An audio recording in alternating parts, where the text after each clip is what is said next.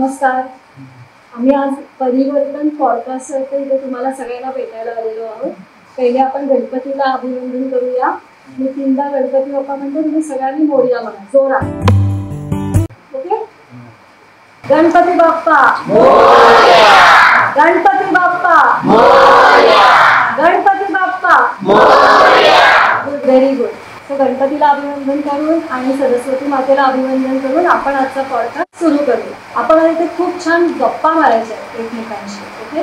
आता या शाळेमध्ये कुंदनपाडा येथील शहापूर जिल्ह्यातील जिल्हा परिषदेच्या शाळेत आम्ही परिवर्तन पॉडकास्ट तर्फे आलेलो आहोत आणि आम्हाला इकडच्या मुलांबद्दल आणि इकडच्या शिक्षणाबद्दल थोडीशी माहिती करून घ्यायची. तर तुम्ही ओपनली आणि छानपैकी आमच्याशी छानपैकी माहिती द्या. ठीक आहे. थोडे प्रश्न मी तुम्हाला विचारते. तुम्हाला त्या प्रश्नाचं उत्तर माहिती असेल तर सांगा, नसेल माहिती किंवा कळला नाही प्रश्न तर मला परत विचारा. ठीक आहे. ओके. तर आज या शाळेमध्ये आल्यानंतर एक छान मस्त प्रसन्न असं वातावरण आहे. बाहेर छान पावसाळी हवा आहे. शांततेत इथे बसू शकतो. मग शांत वाटेल, सगळ्यांना छान थंड वाटेल. मला एक सांगा, कितवी ते कितवीची मुलं आज इकडे आहेत? किती वयोगट ते किती वयोगट? कोणीतरी मला पटकन हात वरती करून सांगा. कोणाकोणाची किती किती वय आहे? साधारणतः 8 ते 15 वर्षाची मुलं कोण आहेत? मी पण करू शकते म्हणून म्हणतो तुम्ही करा पाहिजे. छोट्यातला छोटा एक मुलगा मला दिसला होता मगाशी. तो किती वर्षाचा? किती वर्षाचा? 7 वर्षाचा. बिलो 8. आणि तो शाळेत जातोय? नाही, शाळेत जातो. हो. कुठल्या शाळेत? जिल्हा परिषद शाळा कुंदनपाडा. गुड. आणि कितवीत आहे तू? 3री. आणि एक छोटीशी मुलगी होती इथे, आहे का ती? ती बघा इथे दोघी पण बसल्या. तिचं नाव सांग. मनस्वी बब्बाय. आणि कितवीत आहे मनस्वी? कितवीला आहेस मला तू? पहिलीला. अच्छा. आणि सर्वात मोठी मुलं 3 मुलं इथे मला दिसलेली, ती कितवीला आहेत? 11वीला. अच्छा, 11वी आणि 12वी. ओके. छान आहे. म्हणजे आपल्याकडे 1ली ते 11वी 12वी पर्यंतचं वयोगट आता आहे इकडे. आणि आपण आता त्यांच्याशी गप्पा मारूया. जसे पालक आहेत, शिक्षक आहेत, व्हॉलेंटियर्स आहेत आणि धीरज आहेत, जे आपल्याला इथे घेऊन आले आज आणि ते या मुलांसाठी खूप काही शिकवतात आणि कार्य करतात. सो आपण त्यांच्याशी पण आज मनमोकळ्या गप्पा मारणार आहोत. सो मुलांना तुम्ही मला आता सांगा की पहिलीमध्ये जी मुलगी छोटीशी आणि जी 3री 4थी 5वीची मुलं आहेत, त्यांना इकडे कसं वाटतं शिकायला? काय काय शिकवतात तुम्हाला आणि कसं प्रकारचं शिक्षण तुम्हाला आवडतं, नाही आवडत शाळेत जायला? मला सांगा. काय काय शिकवलंय तुला? गणित,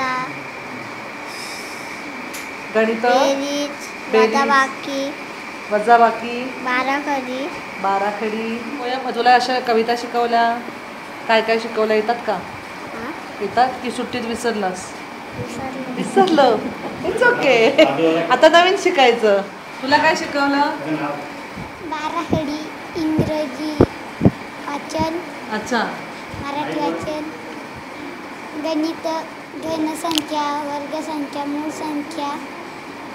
अच्छा, घनसंख्या पण शिकवली. अरे वा. तुम्हाला इथे शिकायला आवडतं? रोज शाळेत यायला आवडतं? अभ्यास झाल्यानंतर काय करता? संध्याकाळी काय करता? खो खो खेळता. आणि खो खो, सोनसाखळी. मग मुली आणि तुम्ही एकत्र खेळता की फक्त मुलांची गँग असते? एकत्र खेळता ना. मग मुली चिडक्या असतात ना असं म्हणतात. हो काय रे मुलींनो?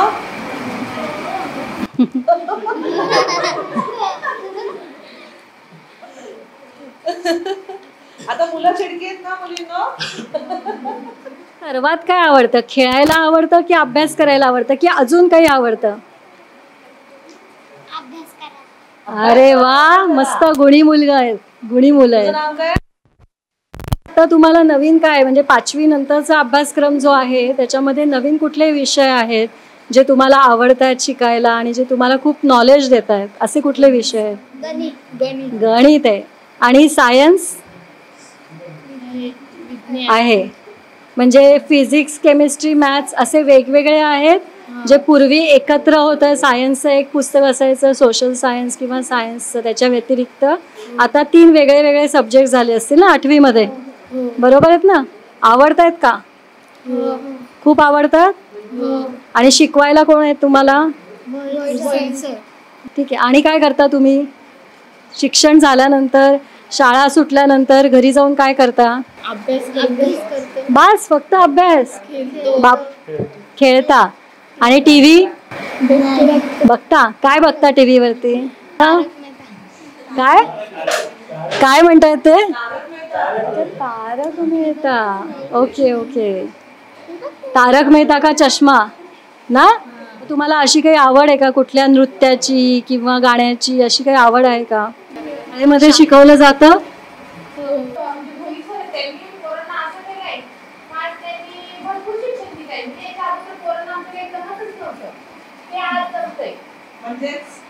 उदाहरण सांगा. सरच आमच्या शाळेला असं लागलेले कॉलेजच्या परीक्षेत कधी नंबर काढत होती, कधी पास होत नव्हती, मंथलीच्या परीक्षेत कधी पास होत नव्हती, कधी नंबर काढत होती. आज केंद्र म्हणजे आमच्या कुठल्या शाळेचं नाव. अरे वा, मस्त. म्हणजे 10वीच्या मुलांना मिळालंय का? 8वी 5वी स्कॉलरशिप मिळते ना आपली गव्हर्नमेंटची. अच्छा, स्कॉलरशिप मिळाली आहे मुलांना आपल्या शाळेमधल्या? अच्छा, मग ती आता कधी असेल? ओके. हां, वा वा, छान छान. म्हणजे हे शिक्षण पद्धती मुलांना शाळा 5 वाजता जरी सुटली ना पोरांची, तरी जी कॉलेजच्या परीक्षेत मंथलीच्या परीक्षेत बसवलेली आहेत ना, तर नंतर 1-1.5 तास शाळेत थांबून येतं आणि मग पोरांचा अभ्यास तो वेगळा अभ्यास शाळेच्या टायमिंग मध्ये देतो. अरे वा, म्हणजे एक्स्ट्रा एफर्ट्स घेऊन करतात शिक्षक. बरोबर बरोबर आहे. सो ही इथे जी 11वी आणि 12वीची मुलं मुली आहेत ते कुठले शिक्षण घेत आहेत पुढचं, म्हणजे 10वी नंतरचं कुठल्या प्रकारचं शिक्षण घेत आहे तुम्ही? Science, commerce, arts? आर्ट्समध्ये करते. तू? तू? आता 10वी झाली. ओके. पुढे काय करणार आहे? कॉमर्सला जाणार आहे. ठीक आहे. मग आर्ट्स करून पुढच्या कुठल्या लाईन फॉलो करणार आहात? कुठल्या साईडला जायचं आहे? काही विचार पहिल्यापासून कधी शाळेमध्ये 8वी 9वी 10वी मध्ये कधी हा विचार केला का की मी आर्ट्सला जाईन आणि पुढे मी काहीतरी करीन? पोलीस भरतीचा. पोलीस बनणार आहे. अरे वा, व्हेरी गुड. तू? मी CA बनणार आहे. Very good very good. मग CAची एक्झाम देणार आहेस तू आता? Very good. आणि तू? तू पण CA बनणार आहे. मस्त. ती पोलीस बनते पण तिचा आवाज पोलिसांसारखा नाही येतो, तर तिला करावा लागेल ना. असं हळू बोलणारा पोलीस चालत नाही लोकांना. मागे 3 मुलं बसलेली आहेत, ती पण 11वीची आहेत आपली, आणि त्यांच्याशी बोलूया. तुमची नावं सांगा तिघांची आणि काय करताय ते सांगा. नितेश रामचंद्र भोईर. जयेश रवींद्र कणकोशे. महेश भागवत कणकोशे. कम्प्युटर इथे शाळेमध्ये आहे. पालक आहेत, आपण त्यांच्याकडनं समजून घेऊया की या शाळेमधली जी मुलं आहेत ती त्यांची किती मुलं इथे शिकतायत, काय शिकतायत, आणि त्यांचं या शाळेबद्दल, शिक्षकांबद्दल आणि इकडच्या व्हॉलेंटियर्सबद्दल काय ओपिनियन आहे. तुम्ही मला सांगा तुमचं थोडक्यामध्ये. आमच्या इथं तरी पण 90 पोरं असतील, 90-100 असतीलच ना. हां, तेवढी लोकसंख्या आहे म्हणजे शाळेमध्ये. हो. आणि वर्ग कमी पडतात आम्हाला. आणि शिक्षक म्हणजे आता अगोदर तर 3च असं असायचे, आता आहेत 4-5, पण तरी पण पोरांचं होत नाही. कारण वर्ग 8वी पर्यंत आहेत आणि वर्ग 3चे आहेत आणि पोरं 8वी पर्यंत आहेत, शिक्षक पण कमी आहेत. त्याच्यामुळं पोरांची जरा एका वर्गामध्ये 2 शाळेचं म्हणजे 1ली 2री एकच वर्गामध्ये बसवतात, असं म्हणजे चाललंय. म्हणजे इथे शाळा कितवी पर्यंत आहे? 8वी पर्यंत आहे. आणि मग 8वी पर्यंत आणि 2च वर्ग आहेत. हां, 2च शाळा आहेत. हां, 2च शाळा आहेत. आणि त्याच्यामध्ये 8पर्यंत का तर अगोदर 8वी पर्यंत नव्हती, पण पोरं छोटी छोटी आणि त्यांना खर्डीला शाळेत जावं लागतंय. कुठे जावं लागतंय? खर्डीला जावं लागतंय. किती दूर आहे खर्डी इकडनं? 15 किलोमीटर. 15 किलोमीटर. आणि कसे जातात मुलं शाळेमध्ये? मुलं इथून कधी गाडी असली तर ठीक, नाही तर मग इथून चालत उंबरमाळीपर्यंत जातात. तुम्ही खालच्या स्टेशनला आली ना तिथपर्यंत चालत जावं. आणि रस्ता आहे जायला शाळेमध्ये खर्डीच्या? नाही, प्रॉपर ट्रेनने जावं लागतं. ट्रेननी जावं लागतं. हो. ओके, म्हणजे इन्फ्रास्ट्रक्चर तेवढं पुरेसं नाहीये शाळेमध्ये नाहीये. पोहोचायला. हा. आणि 8वी नंतरची शाळा 10वी पर्यंतच आहे का त्याच्याही पुढची आहे खर्डीला? खर्डीला आहे 12वी पर्यंत. 12वी पर्यंतची शाळा आहे. आणि 12वी नंतरचे काही शालेय म्हणजे कॉलेजचे कोर्सेस खर्डीमध्ये आहेत, इथे आहे? खर्डीला आहे का? खर्डीला आहे. ओके, कॉलेज आहे खर्डीला, इथे काही नाही, इथे फक्त 8वी पर्यंतच आहे. मग जिल्हा परिषदेच्या सगळ्या शाळा ज्या या तुमच्या पाड्यांमध्ये आहेत, जसा तुमचा कुंदनपाडा आहे तसंच सगळ्या शाळांमध्ये फक्त 8वी पर्यंतच्याच मुलं असतात, बरोबर आहे? आणि शिक्षक किती असतात प्रत्येक शाळेमध्ये? इथे 4 आहेत. 4 शिक्षक आहेत. आणि शिक्षक सगळं व्यवस्थित उत्तम शिकवतात आणि शाळेच्या करिक्युलमच्या ऐवजी पण मुलांना शिक्षण देतात. उदाहरणार्थ तुम्ही म्हणालात तसं स्कॉलरशिप. आणि अजून काय शिकवतात? MNH ची परीक्षा आणि मंथनची परीक्षा. मंथनची परीक्षा घेतात. Okay okay. सकाळी इथं ना घरून पण त्यांचा इथं आहे ना कम्प्युटर टीचर ऑनलाईनवर अभ्यास घेतात, मग शाळेत ड्युटी येते. ओके, कम्प्युटरवरती ऑनलाईन लेक्चर्स होतात, फक्त सर घेतात? हा, फक्त सर घेतात. जेवढी मुलं बसतात ना परीक्षाला त्यांना घेतात. अच्छा.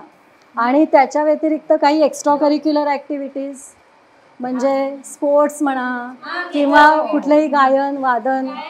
पोरं इथून कुठल्या स्पोर्टला कुठल्या शाळेवर कसली स्पर्धा असली तरी गेली ना तरी पण कधीच कमी पडून येत नाही, ती पुढंच जाऊन येतं. बरोबर आहे. म्हणजे प्रत्येक याच्यामध्ये थोडा वेळ का नाही पण प्रत्येक याच्यामध्ये सर देतात. ठीक आहे. हा, सगळा प्रत्येक याच्यामध्ये सगळा. हा, अच्छा, लेझिम मध्ये जातात. इथून कोल्हापूरच्या शाळेमध्ये कुठे गेली ना कुठला ह्या घेऊन तर ती म्हणजे जिंकूनच येणार असं सगळं. चला, गावामधली मला काही उदाहरणं सांगा की जे 12वी नंतर पुढे शिकलेत आणि ते तुमच्यासाठी एक रोल मॉडेल आहेत. आमच्या सरांना इथे येऊन ते 6 ते 7 वर्ष झालेले आहेत ना, 6-7 वर्ष झालेले आहेत. त्याच्यामुळे जे अगोदरचे शिक्षक होते ते एवढी मेहनत घेत नव्हते आणि हे सर आल्यापासून पोरांसाठी एवढी मेहनत घेतात ना. पोरं म्हणजे आता बाबा नंबर काढतात, पास होतात, पण पुढे जाता जाता ती पोरं फक्त 10वी-12वी पर्यंत गेलेली आहेत, त्याच्या पुढे आधी गेलेली नाहीत ना. अच्छा, म्हणजे 6-7 वर्षामध्ये मुलं 10वी-12वी पर्यंत पोहोचले, 12वीच्या पुढचं अजून शिक्षण घेतलेलं. ठीक आहे, ठीक आहे. आणि गावामध्ये साधारणपणे कुठल्या प्रकारचे व्यवसाय आहेत, म्हणजे काय काय कोण कोण व्यवसाय करतं किंवा गावामध्ये काही डॉक्टर इंजिनियर्स असे तुमचे आहेत का? कोण आहेत? इंजिनियर झालाय? अरे वा वा वा. मग तुम्ही त्याला बोलवलंय, त्याच्याशी इंटरॅक्ट केलंय, त्यांनी तुम्हाला काही त्याच्याबद्दलचं नॉलेज दिलं इथे येऊन? ठीक आहे. आणि अजून कोण? अजून काही वेगळा व्यवसाय केलाय? कोणी कोणी दिले? अरे वा. फेल केला, मग आता काय करतोय? काय काम? अच्छा, कंपनीमध्ये म्हणजे काय करतात मुलं? म्हणजे परिस्थिती अनुसार मुलं काम करतात, त्यांची शिकण्याची आवड असते पण शिकायला घरातून तेवढी ह्या नाही ना, म्हणून पोरं मागे राहिलेली. आम्ही गरीब परिस्थिती ना, म्हणून पुढे जाण्याची. अच्छा, शिकण्याची ऐपत नाही म्हणून मुलं शिकत नाहीत असं म्हणायचं. अदरवाईज मुलांना आवड आहे शिकायची. त्याची आवड आहे, नोकरीची आवड आहे द्यायला, पण ते होतच नाही. अच्छा, असं पैसे भरून आम्हाला रिटर्न पण भेटलेले पण झाले. अच्छा. पण मग जर समजा त्या मुलांना काही जर कोणी प्रोत्साहन दिलं आणि पुढचं शिक्षण दिलं तर जास्तीत जास्त मुलं या वेगळ्या वेगळ्या कार्यक्षेत्रामध्ये जातील. पण असे व्यवसाय काय असतात जनरली गावामध्ये? कंपनी म्हणजे कुठल्या टाईपच्या कंपनीज असतात?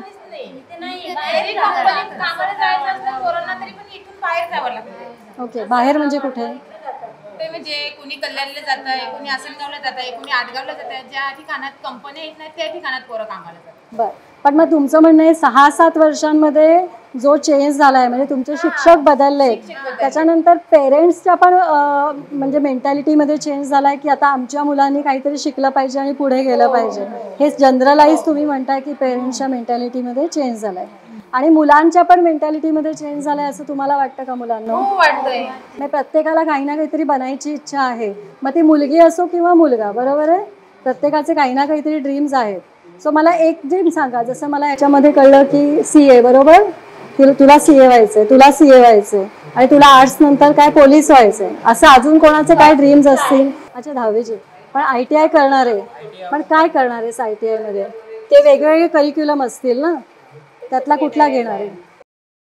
वेल्डिंगचा घेणार आहे, कारण तुला काय करायचंय पुढे जाऊन? पोलीस भरती आर्मी ITI मध्ये हे आहेत काय? कुठे आहेत ते? खर्डीला आहेत का? नाही, पण शिक्षणासाठी तिकडे जाऊन राहण्याची सोय असते का? नाही. मग कसे जाऊन येऊन करता? मग कुठे आहेत ते? ITI कुठे आहे? मुलुंड, शहापूर. मग तिथे तुला जाणार आहेस तेव्हा रोज ट्रॅव्हल करावं लागेल ना, मग ते कसं करता? ट्रेननी करता. ट्रेनची फ्रिक्वेन्सी आहे तेवढी. तू पण तेच करणार आहे? तुला कुठला कोर्स करायचा आहे ITI मध्ये? का वेल्डिंग करायचं तुम्हाला दोघांना? मग ते करून पुढचं काय तुम्ही विचार केला की वेल्डिंग करून मी हा व्यवसाय करू शकतो? तर नाही लागलं तर वेल्डिंग. मग वेल्डिंग हा एकच कोर्स आहे ITI मध्ये का असे अनेक कोर्सेस आहेत? पण तुम्हाला वेल्डिंग करावं असं वाटतंय. जर पोलीस नाही, आर्मी नाही झालं तर वेल्डिंग करा. ठीक आहे. तुम्ही सांगा दोघी जणी काय करताय तुम्ही? 12वी दिली. 12वी कशामध्ये दिली? तू? माझी 12वी झाली, 3 वर्ष झाली. मग तू काय करते? आता काय नाही करायचंय. का तुला काही करावं असं नाही वाटलं? वाटते करायचं, पण जायची सोय नव्हती तेव्हा. पेरेंट्स सपोर्टिव्ह होते? यायचा प्रॉब्लेम होता, मग गेलीच नाही. कुठे प्रॉब्लेम होता? कुठे होतं कॉलेज? खर्डीलाच होता, पण मी एकटीच असायची ना तेव्हा, नाही गेली. अच्छा, तू एकटीच होतीस तुझ्या बॅचची म्हणून तू गेली नाही? मुलं होती की नाही बाकीची?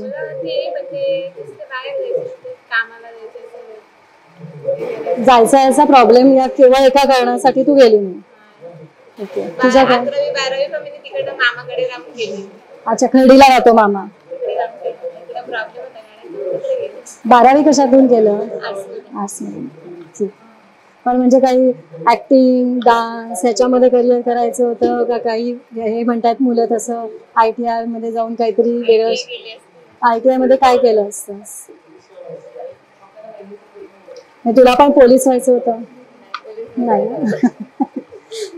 ठीक आहे. तू सांग, तुला काय करायचंय 12वी नंतर?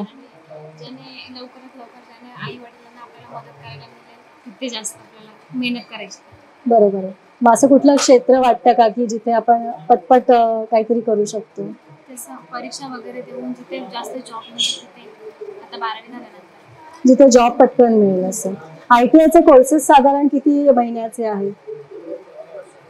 2 वर्षाचा डिप्लोमा मिळतो तुम्हाला. त्याच्यानंतर ते जॉब मिळतात तुम्हाला कुठे ना कुठेतरी कंपनी.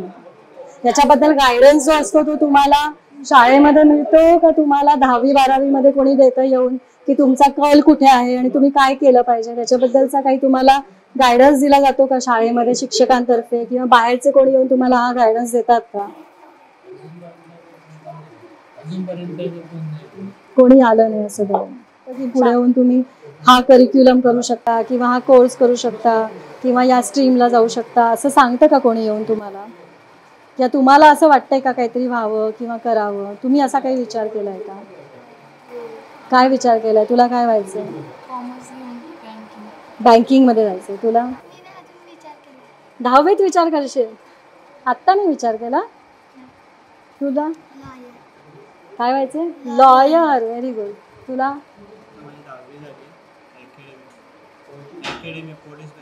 अकॅडमी. तू? बँकिंग. बँकिंगच करतोय. पण मग हे सगळं तुम्हाला शाळेमध्ये कोणी गायडन्स देत नाही येऊन, आणि हा मिळाला तर तुम्ही काहीतरी वेगळं करू शकता असं तुम्हाला वाटतं का?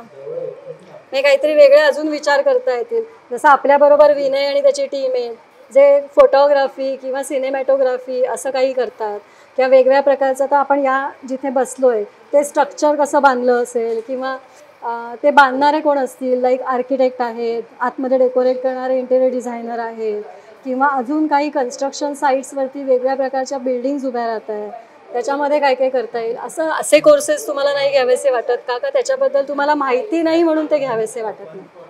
मला म्हणजे असं हे करायचं बिझनेस. अच्छा, व्हेरी गुड. हां, मग त्याच्याबद्दलचं शिक्षण घ्यायला आवडेल ना? हां.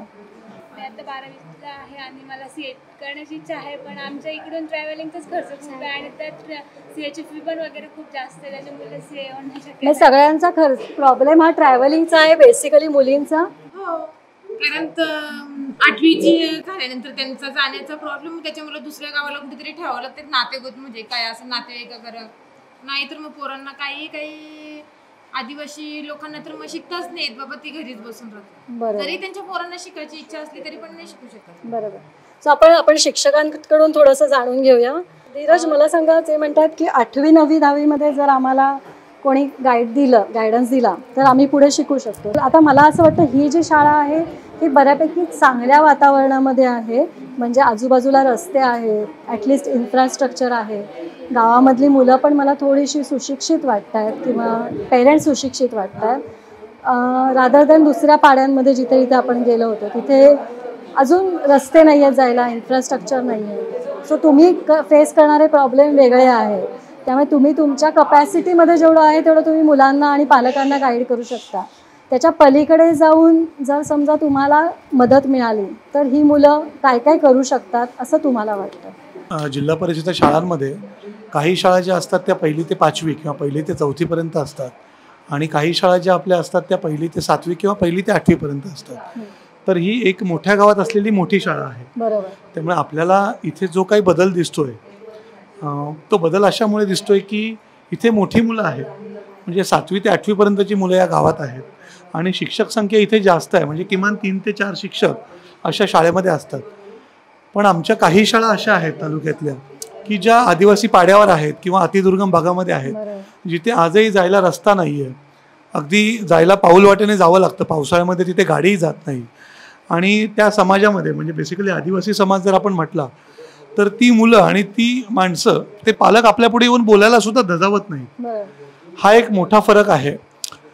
अशा गावांमध्ये, म्हणजे आत्ता आपण ज्या गावामध्ये आहोत या गावामध्ये जर समस्या विचाराल तर अशी आहे की उच्च माध्यमिक शिक्षण आपण जे घेतो, म्हणजे 10वी नंतर 11वी 12वी करणं, तिथे अडचणी येतात. पण आपण एखाद्या आदिवासी पाड्यावर जाऊन जर बघू तर तिथे आपल्या लक्षात येईल की तिथे प्राथमिक शिक्षणालाच अडचणी येतात. तिथे मुलं पहिलीलाच शाळेत यायला मागत नाही. म्हणजे मी अशी बघितली होती तुमच्या इथेच मुलं की आय थिंक आई वडील मजुरीला जातात म्हणून मुलं तुमच्या इथे ठेवून जातात. खरं आहे. आपण मागे ज्या शाळेमध्ये गेलो होतो ती आदिवासी पाड्यावरची शाळा असल्यामुळे अनेक पालक आमचे वीटभट्टीवर जातात, हे या ग्रामस्थांना माहिती आहे. किंबहुना या गावाला लागून एक आदिवासी पाडा आहे याच गावचा. त्या पाड्यातून जवळजवळ 20 ते 30 विद्यार्थी इथे येतात. त्यांच्या समस्या अजून बिकट आहेत या मुलांपेक्षा. आणि आमच्या समाजाची कमी आहे. अच्छा. तर त्या मुलांच्या समस्या अजून बिकट आहेत. आणि इथल्या शिक्षकांचं डेडिकेशन असं की ते स्वतः, जसं आता ताईंनी सांगितलं, ते स्वतः रोज आले सकाळी की गाडी घेऊन किंवा पायी पायी त्या मुलांकडे जाणं, त्यांच्या पालकांना कन्व्हिन्स करणं, व्यसनाधीनता भरपूर आहे. आणि त्यांना यायला किती डिस्टन्स कापावं लागतं? तो डिस्टन्स प्रत्येक शाळेचा वेगळा आहे. तो असा मॅटर करतो की आता या गावचा जो पाडा आहे तिथे ती मुलं पायी पायी येतात, एक अर्धा 1 किलोमीटर असेल तर ती येतात. पण काही ठिकाणी असं आहे की 1.5 2 किलोमीटरवरनं, म्हणजे माझ्या शाळेमध्ये तुम्ही जर बघितलं तर 2.5 ते 3 किलोमीटर पायी जावं लागतं आणि ती मुलं मग जात नाहीत. रोजचं एवढं चालणं किंवा पावसाळ्यामध्ये अडीअडचण असतात, भीती वाटते, त्यामुळे ती मुलं यायला मागत नाहीत आणि म्हणून शिक्षणामध्ये खंड पडतो. पहिली समस्या आहे की शिक्षणात खंड पडतो. दुसरी समस्या ही की शिक्षणात खंड जरी पडला नाही पण प्रॉपर गायडन्स नसतो. म्हणजे आता तुम्ही ज्या प्रतिक्रिया आमच्या विद्यार्थ्यांच्या ऐकल्या की आम्हाला शिकायचं आहे, पण काय शिकायचं आहे, कसं शिकायचं आहे, कुठे शिकायचं आहे आणि का शिकायचं आहे, हे प्रश्न आवासून उभे आहेत. आणि त्यांना बऱ्याच मुलींचं बेसिकली हा प्रॉब्लेम आहे की ती गोष्ट लांब आहे किंवा ती इन्स्टिट्यूट किंवा ती संस्था लांब आहे, म्हणून त्या तिथे पोहोचू शकत नाही. आणि शेवटची आणि सगळ्यात महत्त्वाची समस्या, का शिकायचंय हे त्यांना कळलं की बाबा आम्हाला आमच्या स्वतःच्या प्रगतीसाठी, स्वतःचा विकास करण्यासाठी, कुटुंबाला आर्थिक हातभार लावण्यासाठी शिकायचंय, हे त्यांना कळतं. त्यानंतर त्यांना काय शिकायचंय आणि कसं शिकायचंय हे सुद्धा उत्तर मिळालं तर सगळ्यात मोठी अडचण जी आहे ती अशी की परिस्थिती, आमची आर्थिक परिस्थिती इतकी बिकट आहे की आज या मुलांनी ज्या प्रतिक्रिया दिल्या, म्हणजे कॉमर्सला किंवा आर्ट्सला जर हे विद्यार्थी असतील तर 2,500 ते 3,000 फक्त फी आहे. पण ती फी सुद्धा आमचे पालक अफोर्ड नाही करू शकत, म्हणजे परवडत नाही त्यांना. आणि ती फी न भरल्यामुळे अनेकदा मुलं 10वीतून शाळा सोडतात. आता त्या मुलीने जे तुम्हाला सांगितलं की 12वीपर्यंत कसे बसे पालक शिकवतात, डोक्यावरनं पाणी 12वीपर्यंत शिकवतात, पण त्यानंतर तुम्हाला ग्रॅज्युएट झालेल्या हाताच्या बोटावर मोजण्या इतक्या मुली या गावामध्ये दिसतील. ध्येय आहे का स्वतःच्या पायावर उभं राहणं हे? सायन्स, कॉमर्स, आर्ट सोडून काही फील्ड असतं हेच इथे माहीत नाहीये. Exactly. आई बाबांची इच्छा असते की कुठल्याही मुलाने मुलगा असो की मुलगी असो, तुम्हाला स्वतःच्या पायावर उभं राहणं गरज आहे, आजची काळाची गरज आहे. मग तुम्हाला माहिती असलेले पर्याय तुम्हाला माहिती आहेत का, की बाबा कॉमर्स नंतर आपण हे करू शकतो किंवा सायन्स नंतर आपण हे करू शकतो, लिखित किंवा आता खूप डेव्हलप झालं आहे, अजून म्हणजे इंडस्ट्री डेव्हलप झाली आहे. सो हे असे प्रकार कोणी गायडन्स देतं का इथे येऊन? नाही देत. त्याचीच इथे अत्यंत गरज आहे असं आम्हाला मनापासून वाटतं. कारण बघा ना, एक 10वी झालेली मुलगी 11वी 12वी करते, 13वी 14वी 15वी सुद्धा करते, BCom BSc BA काहीतरी ती होते, पण पुढे तिला नोकरीच्या संधी मिळत नाही. पण तेच जर त्या मुलीला एखादी आवड असेल आणि आमच्या ग्रामीण भागातल्या मुलांमध्ये खूप पोटेन्शियल असतं, हा अनुभव आम्ही गेले 17-18 वर्ष घेतोय. म्हणजे माझ्या एखाद्या मुलीला मी जर म्हटलं की तू आर्ट्सला ॲडमिशन घे किंवा सायन्सला घे, तर तिचं तोंड एक वेळ बारीक होतं. पण तेच जर मी तिला म्हटलं की तू मेहंदीचा कोर्स करशील का, तू ब्युटी पार्लरचा कोर्स करशील का, किंवा एखाद्या मुलाला मी जर म्हटलं की तू एखादा असा ट्रेंड घेशील का की जेणेकरून तुला लवकर नोकरीची संधी उपलब्ध होईल, एखादा व्यवसाय तुला स्वतःचा करता येईल, म्हणजे एखादा इलेक्ट्रिशियनचा कोर्स असेल, एखादा प्लंबिंगचा कोर्स असेल. आमची मुलं घरात जर आमच्याकडे इथे गावामध्ये आता पावसाळ्यामध्ये सुरूच झालं आहे, ते ट्रान्सफॉर्मर उडतो, आमच्या DP उडते, आमची 10वी 12वीची मुलं जातात आणि तो ट्रान्सफॉर्मरला हात लावतात ना, ते फ्यूज बदलतात अक्षरशः. आता आम्ही दोघी जणी, मी आर्किटेक्ट आहे, ही इंटेरियर डिझायनर आहे, आणि आम्ही साईट्सवरती जातो, आम्ही उभे राहतो, आम्ही तिथे साईटवरती कामं करतो, बांधतो. तेव्हा आम्हाला असं वाटतं की आपल्या ज्या मुली आहेत, ज्या खेड्यापाड्यामधनं मुली येत आहेत, त्यांनी हे क्षेत्र का निवडू नये, किंवा त्यांनी आमच्याबरोबर का कामं करू नयेत. प्लंबिंग, इलेक्ट्रिकल ही फक्त मुलांनी कामं करायची नाही आहेत, ही कामं मुलीसुद्धा करू शकतात, आणि ते साईटवरती स्वतःच्या पायावरती उभे राहू शकतात, स्वतःचा व्यवसाय करू शकतात. त्यांना कुठल्याही कंपनीमध्ये जाऊन कामं करायची गरज नाही, सेल्फ सफिशियंट होऊ शकतात आणि त्याच्यामध्ये खूप पुढे जाऊ शकतात. सो हे जर नॉलेज मुलींना 8वी 9वी 10वी पासून मिळालं तर कदाचित मुली आर्ट्स आणि सायन्सला जायच्याऐवजी असे कुठले तरी कोर्सेस घेतील. मुलंसुद्धा, मुलांना पण वेल्डिंग, दोन मुलं म्हणाले फक्त आम्ही वेल्डिंग करून पुढे काय करणार, त्याचा उपयोग व्यवसायामध्ये किंवा पुढे जाऊन शहरामध्ये कशा प्रकारे करणार, त्याला डिमांड आहे का, तिथे पैसा आहे का. कारण जाऊन तिथे तुम्ही रिक्षा चालवणं किंवा नर्सिंगचा कोर्स करणं किंवा ती म्हणाली तशी CA व्हायचं आहे, उत्तम आहे, पण CA होऊन तुला गावामध्ये काम करायचं आहे का शहरामध्ये काम करायचं आहे. जर शहरामध्ये काम करायचं आहे तर तो पिरियड खूप मोठा आहे, तोपर्यंत तू शिक्षण करून तिथे पोचून कुठल्या ना कुठल्या तरी फर्ममध्ये एक्सपिरियन्स घेऊन मग तू काम करणार. त्याच्यापेक्षा कमी वेळामध्ये तुम्ही स्वतःच्या पायावर उभं राहू शकता. हे जर गायडन्स मुलांना दिलं 8वी 9वी 10वीमध्ये तर कदाचित आणि मला असं वाटतं नक्कीच 100% मुलं आणि मुली दोघेही पूर्णपणे बिझनेस पण करू शकतात आणि स्वतःच्या पायावर पूर्णपणे उभे राहू शकतात. आणि त्यांना आईवडिलांना मदत करायची इच्छा आहे. ती तिथे मुलगी होती, ती मला लवकर शिकून आईवडिलांना मदत करायची. हा थॉट खूप छान आहे, पण तो थॉट कशा प्रकारे इम्प्लाय करताय तुम्ही, कसा अप्लाय करताय ते पण खूप महत्त्वाचं आहे. सो जसं शिक्षकांनी जसं मुलांना म्हणजे जागरूक केलं पाहिजे, तसं मला वाटतं शिक्षकांनी पेरेंट्सना पण जागरूक केलं पाहिजे की तुम्ही फक्त इथेच पाठवू नका मुलांना, तुम्ही वेगवेगळी क्षेत्र अवेलेबल आहेत जी शहरातली मुलं घेत आहेत तीच गावामधली मुलं पण घेऊ शकतात. ऑफकोर्स तुमच्याकडे कम्प्युटर्स आहेत, सो काही प्रमाणात ज्ञान हे तुम्हाला कम्प्युटरवरती ऑनलाईन पण मिळू शकतं. आणि जिथे प्रॅक्टिकल ट्रेनिंगची गरज आहे तिथे तुम्हाला जर सपोर्ट मिळाला कोणाकडनं, म्हणजे काही संस्था आहेत जे करू शकतात, जर तुम्हाला सपोर्ट मिळाला तर तुम्ही मुलांना तिथे पाठवून प्रॅक्टिकल ट्रेनिंग पण घेऊ शकता. आणि तुम्हाला असे इंडियाचे खूप सारे आता कोर्सेस आहेत, म्हणजे स्किल इंडियाच्या अंडर खूप कोर्सेस राबवले जातात जिथे तुम्हाला स्किल इंडियाचं सेंट्रलचं सर्टिफिकेट मिळतं, जे तुम्हाला क्वालिफाय करतं की तुम्ही इंडियामध्ये पूर्ण भारतामध्ये करू शकता काम. असं नाही आहे की फक्त महाराष्ट्रामध्ये आणि तुमच्या गावामध्ये करू शकता. सो एवढं तुम्हाला सक्षम बनवलं जातं. सो याच्याबद्दलचं नॉलेज आणि अशा प्रकारच्या जर गोष्टी तुमच्यापर्यंत आल्या तर तुम्ही त्याला प्रोत्साहन द्याल का ॲज अ शिक्षक म्हणून आणि ॲज अ पालक म्हणून? नक्कीच देऊ. ही आमच्या मुलांसाठी खरं तर मोठी संधी असेल की गव्हर्नमेंट सर्टिफिकेट जर कुठल्या कोर्सचा एखादा आपल्याला मिळत असेल आणि ते कमी कालावधीमध्ये, म्हणजे तो कोणताही कोर्स असो, प्लंबिंग असो, इलेक्ट्रिशियन असो किंवा अजून कोणता कोर्स असो, आणि कमी कालावधीत तो आपण जर ॲडॉप्ट करत असू आणि शिकत असू आणि त्याचा सर्टिफाईड कोर्स जर तो असेल आणि त्याच्यात नोकरीची संधी असेल तर आमची मुलं नक्की आवडीने करतील. म्हणजे जसं आपण MSCIT करतो 3 महिने 6 महिने, तशा वेळेमध्ये जर तो कोर्स होत असेल तर आपण अकॅडमिक शिक्षण करता करता सुद्धा तो कोर्स आपण करू शकतो. म्हणजे आमचा एखादा विद्यार्थी जर 11वी 12वीला असेल पण तो या कोर्सला इच्छुक असेल आणि तो सॅटर्डे संडे जाऊन त्या अकॅडमीमध्ये जाऊन किंवा इन्स्टिट्यूटमध्ये जाऊन तर काही शिकत असेल, त्याचे एफर्ट देत असेल, तर मुलांसाठी मला वाटतं फार मोठी संधी आहे आणि त्या दृष्टीने तुम्ही विचार करायला हरकत नाही.